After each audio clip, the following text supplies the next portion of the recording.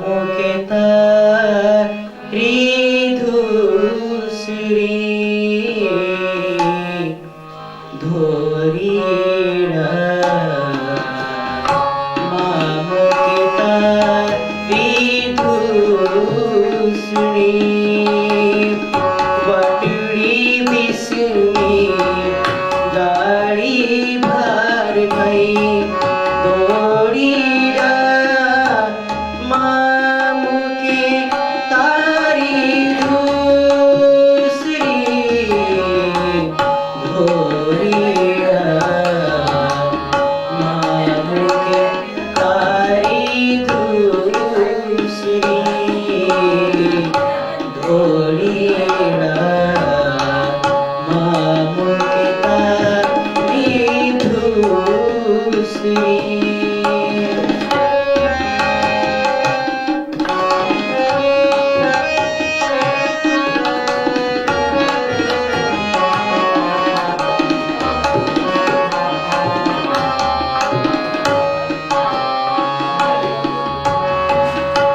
धोरीड़ा आरे मरे धोरीड़ा आरे मरे हारे तूने गोदे घड़े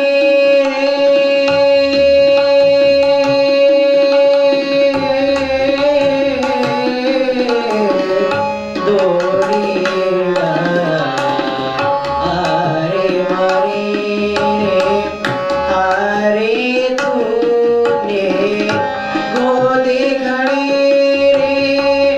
तू तो ना के ना थारो तू तो बंद बधारो तू तो ना के ना थारो बंद बंधड़ो कूड़ आपुने रे धोड़ीड़ा मुके तारी धूसरी धोड़ीड़ा मुके तारी धूसरी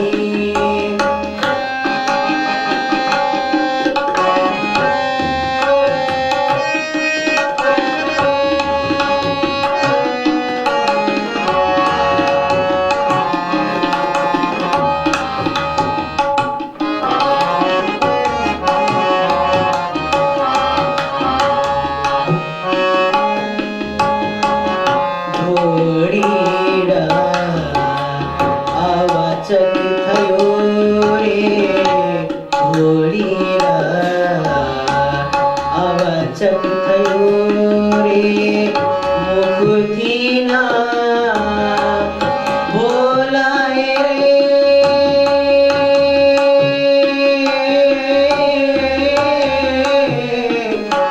धोड़ीड़ा आवाचक थयो रे मुखथी ना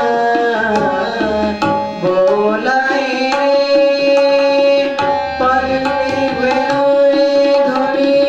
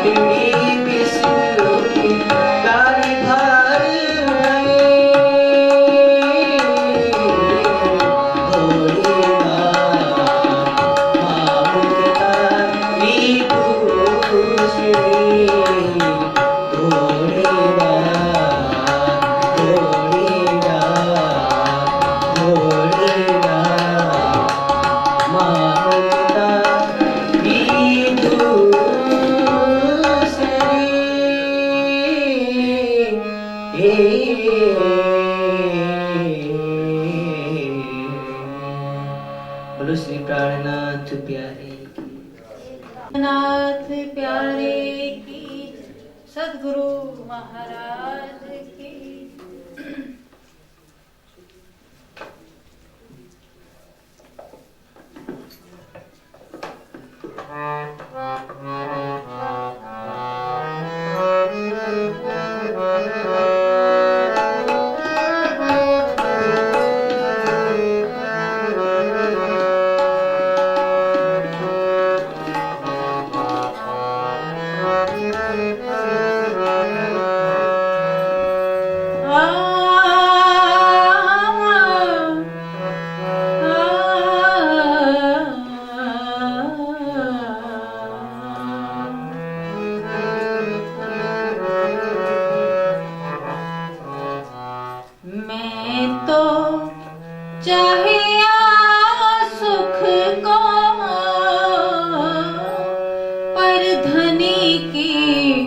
मुझ पर मेहर हो, मैं तो चाहिए सुख को, पर धनी की मुझ पर मेहर हो। ताथे दुख फेर दिया, अब सुख लागे जहर हो। मैं तो चाहिए सुख को,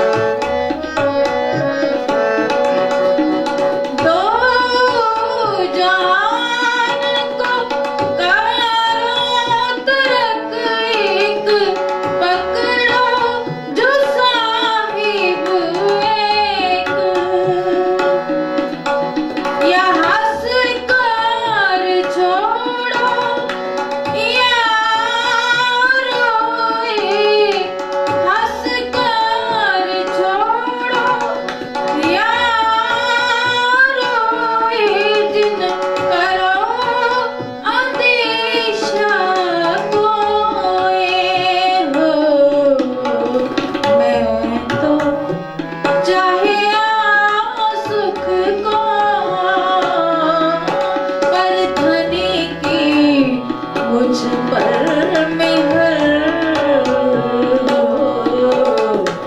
मैं तो चाहिए सुख को,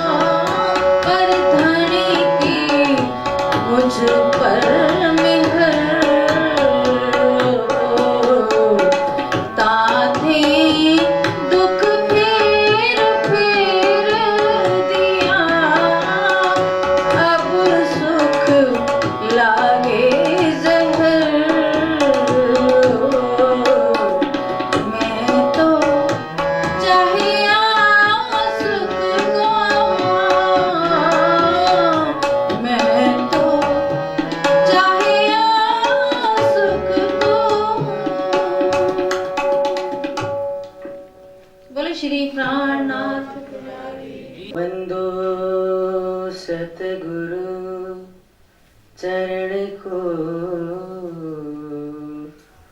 करूं सो प्रेम प्रणाम। अशुभ हरण मंगल करण, धनी श्रीदेव चंद्र जिना। श्री प्राणनाथ निज मूलपति, श्री महराज सुना। तेज कुंवर श्यामा युगल को, पल पल करो प्रणाम। पिया जी को पल पल करो प्रणाम। बोलिए श्री प्राणनाथ प्यारे की। श्री महामति कहे ए साथ जी, ए बीतक ठट्ठे की जान। अब याद करो नली को, आगे कहूँ पहचान। आगे कहूँ पहचान। श्री जी साहिब जी चले ठट्ठे से।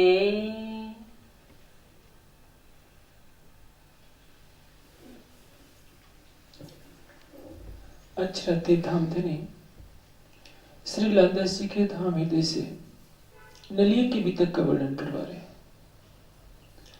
आपने कल सुना किस तरह से ठट्ठे नगर में जब श्री जी आवासी बंदर मस्कत बंदर से लौटे, क्या क्या लीला हुई, कैसे बिहारी जी को पत्र लिखा था। पहले तो बिहारी जी महाराज ने मना ही कर दिया था कि मेरे पास समय नहीं है और मैं कहीं बाहर नहीं आ जा सकता। श्री जी ने उसके पश्चात पादी लिखवाई विश्वनाथ जी को पठवाया कि धाम धनी मैं मस्कत बंदर गया, अवासी बंदर गया, दीप बंदर में, और जहां जहां गया सुंदर साथ ने बहुत भेंट दिए। सोना चांदी जो भी है, वस्त्र आभूषण सब कुछ है, धन है, वो तो मैं आपके चरणों में अर्पित करना चाहता हूँ। जब ये पत्र मिला, बिहारी जी महाराज कहते हैं कि मैं अवश्य आ रहा हूं, तुम चिंता न करो। अध्यात्म यदि अर्थ का दास बन जाए तो पतन शुरू हो जाता है। मनुष्य को कभी भी अर्थ का दास नहीं होना चाहिए। हाँ, अर्थ को दास बनाए रखना चाहिए। मन को अधीन किए रहिए, मन के अधीन न होइए। उसी तरह से धन को अधीन किए रहिए, धन के अधीन न होइए। जब मनुष्य धन को धर्म से ऊपर मान लेता है तो वो अंधकार में भटकने लगता है।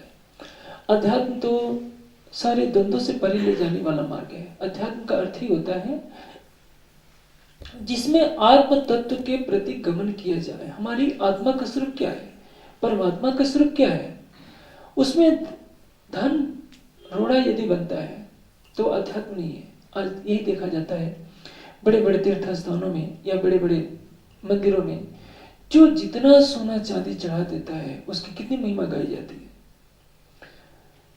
और वैसे भी जो धर्म के अग्रगण्य है, जिनके पास जितना ही धन होता है, शानदार आश्रम हो, अच्छी अच्छी गाड़ियां हो, उसको उतना ही बड़ा महाराज माना जाता है, ज्ञानी तपस्वी माना जाता है। आज महत्ता का मूल्यांकन ज्ञान, भक्ति, विवेक, वैराग्य, शील, संतोष से नहीं होता, साधना के स्तर पर नहीं होता। ये देखा जाता है अमुक सन्यासी के पास कितनी संपदा है। संपदा जोड़ने का कार्य तो गृहस्थ का है।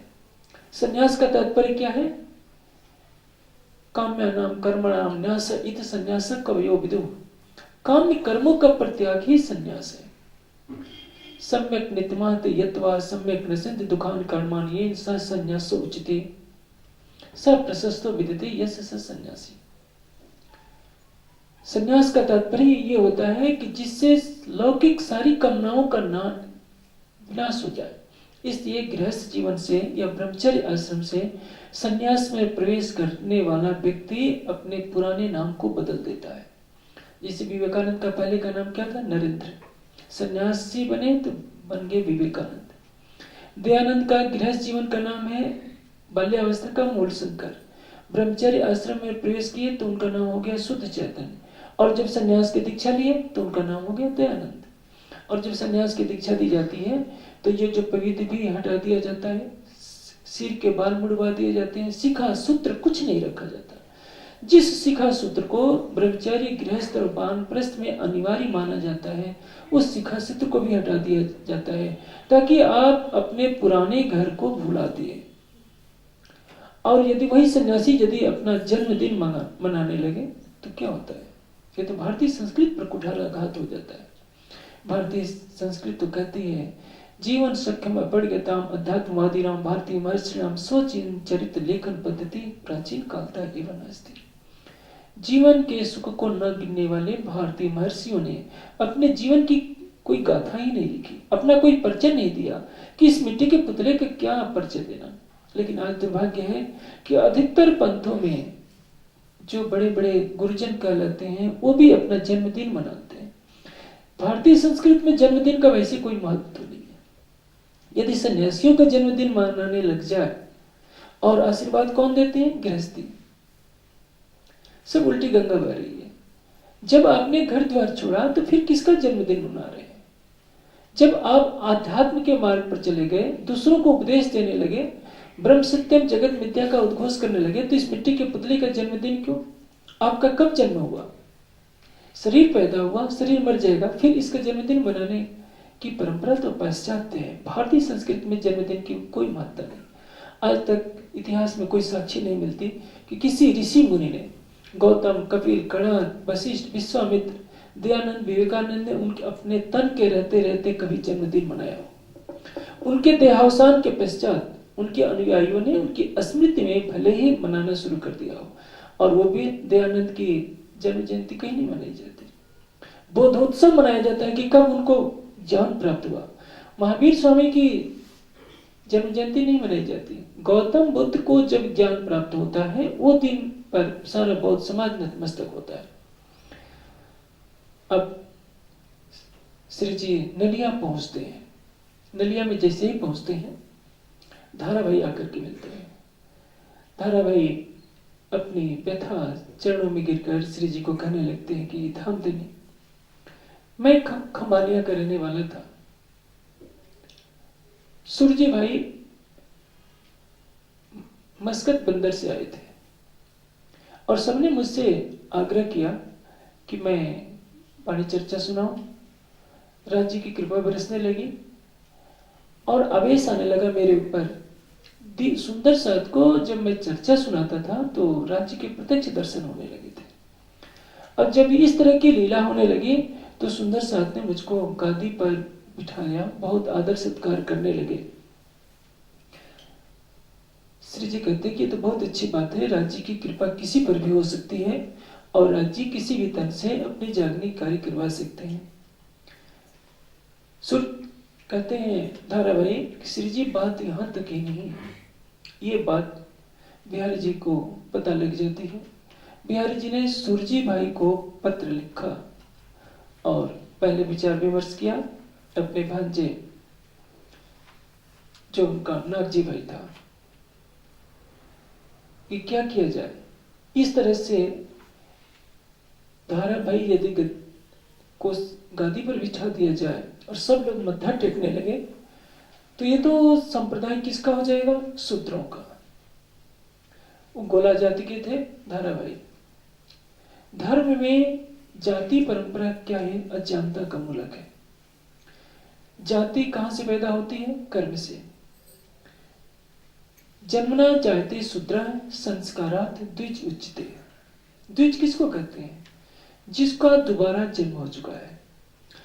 शूद्र किसको कहते हैं? जिसमें ज्ञान नहीं है, भक्ति नहीं है, विवेक नहीं है। जो अज्ञानी पुरुष है वो शूद्र कहलाता है। और यदि ब्राह्मण के घर उत्पन्न होकर किसी का गुण कर्म स्वभाव ब्राह्मण के अनुकूल नहीं हुआ तो ब्राह्मण नहीं कहला सकता। जब से कोई ब्राह्मण के घर पैदा हो जाए, मांस खाने लगे, शराब पीने लगे, दुर्व्यसनों का शिकार हो जाए तो उसको ब्राह्मण कहलाने का अधिकार नहीं है। वेद का एक मंत्र है, ब्राह्मणो अस्य मुखम आसीत बाहुराजन्य कृता उरु तदस्य वैश्य पद्भ्याम शूद्रो अजायत। ब्राह्मणो अस्य मुखम आसीत, विराट पुरुष का मुख क्या कहा गया? ब्राह्मण। इसको मुख को ब्राह्मण कहने का भाव क्या है कि इसमें ज्ञान है। जिस समाज के जिस वर्ग में सबसे अधिक ज्ञान हो, जिस मानव में सबसे अधिक ज्ञान हो, उसको ब्राह्मण कहलाने का अधिकार है। भुजाओं में क्या है? शक्ति है। जिसमें सत्ता